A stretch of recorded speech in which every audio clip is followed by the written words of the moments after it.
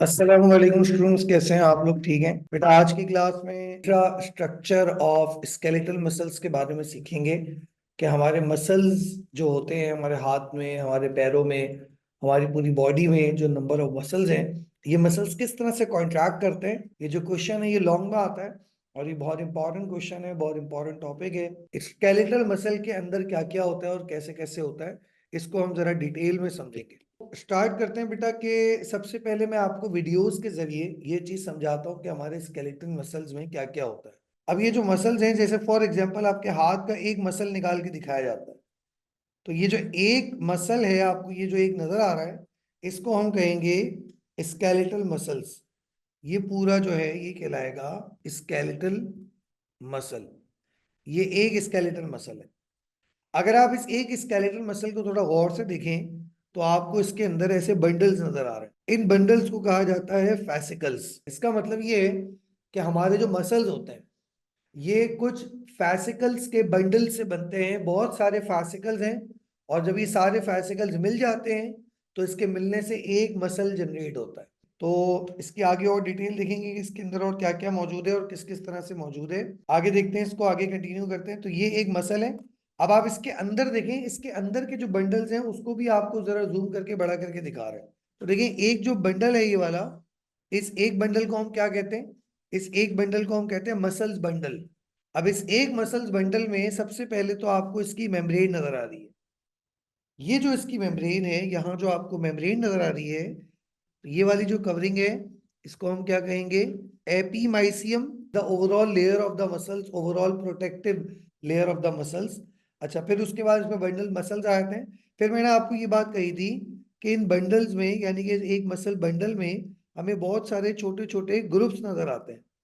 तो ये जो ग्रुप्स हैं इसका मैंने आपको नाम बताया फैसिकल्स। इसको हम कहते हैं फैसिकल। और अगर हम एक फैसिकल को जरा अलग करके देखें तो ये देखें, मैंने एक फैसिकल अलग किया तो इस एक फैसिकल के अंदर हमें फर्दर बंडल्स नजर आ रहे हैं। यानी कि हमारा मसल्स ऐसे बना हुआ है कि जिसमें बंडल्स के अंदर बंडल्स, बंडल्स के अंदर बंडल्स हैं, फाइबर्स के अंदर फाइबर्स हैं और उस फाइबर के अंदर भी फाइबर है। तो इस तरह से इसकी अरेंजमेंट है।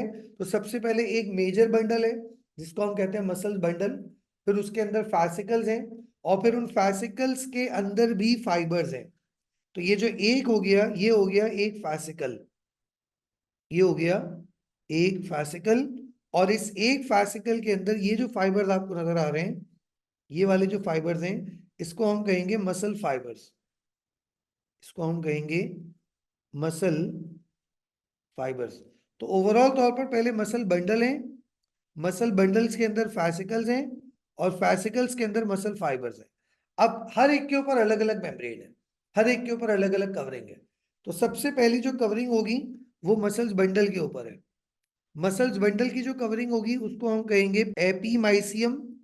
फैसिकल्स के ऊपर जो कवरिंग होगी इसको हम कहेंगे पेरीमाइसियम। फैसिकल्स के ऊपर जो होगी उसको हम कहेंगे पेरीमाइसियम। और फाइबर्स के ऊपर, मसल फाइबर्स के ऊपर जो कवरिंग होगी उसको हम कहेंगे एंडोमाइसियम। तो ओवरऑल तौर पर कितनी तरह की कवरिंग्स हो गई? सबसे पहले मसल्स के ऊपर जो कवरिंग है, मेन कवरिंग जो है, मेन मसल्स के ऊपर जो कोटिंग है, कवरिंग है, स्किन है, उसको हम कहेंगे एपीमाइसियम। उसके बाद होगी पेरीमाइसियम और उसके बाद होगी एंडोमाइसियम।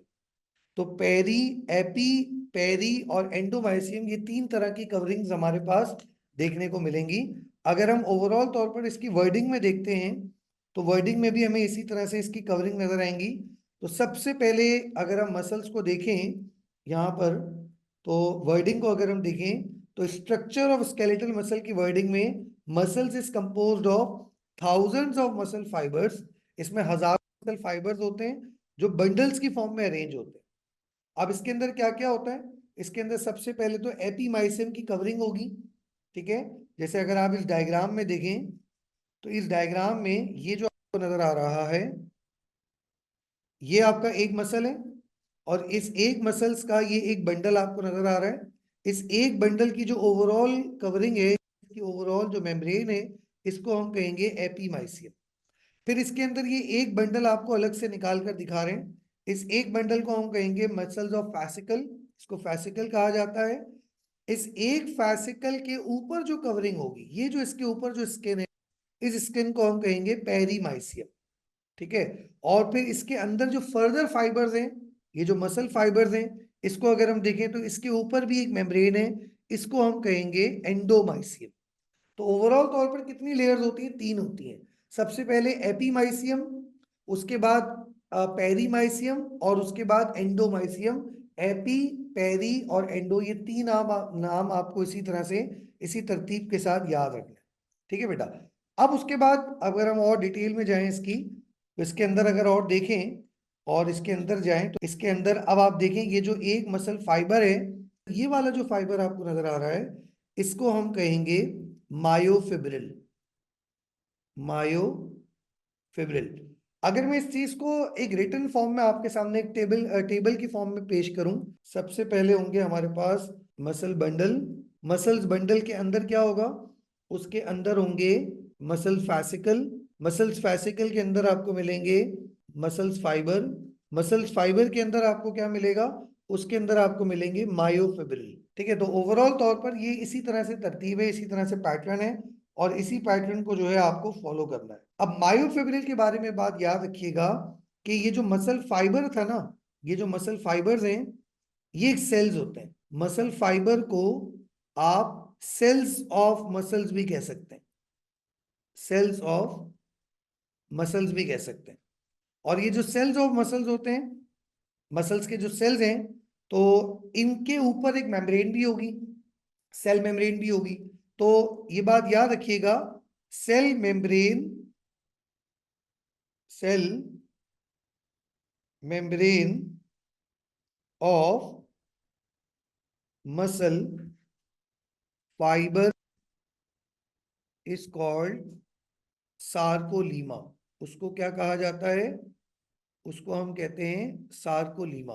तो यानी कि ये जो मसल फाइबर्स हैं, इसके ऊपर, यानी कि चूंकि सेल है, तो सेल्स के ऊपर भी अपनी एक मेम्ब्रेन होगी, उस मेम्ब्रेन को हम कहेंगे सार्कोलीमा। ठीक है। तो फिर इसके अंदर ये जो मायोफिब्रिल है, तो एक तरह से ये सेल ऑर्गन कहलाएगा।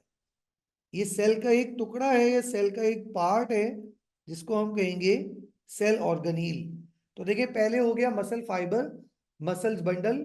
मसल्स बंडल के अंदर हो गया मसल फैसिकल, फैसिकल्स के अंदर हो गया मसल फाइबर, मसल फाइबर के अंदर हो गया मायोफिब्रिल। तो इस तरह से ये पूरा पैटर्न अरेंज्ड है। अब इस मायोफिब्रिल के अंदर क्या क्या होता है, तो वो हम देखते हैं। मायोफिब्रिल के अंदर कौन सी चीज किस तरह से प्रेजेंट होगी, तो फिलहाल इतना देख लेते हैं इसको। अब आप इसके अंदर देखें तो इसके अंदर आपको और क्या क्या मिल जाएगा। अब ये हमारे पास आ गया एक मसल मायोफिब्रिल।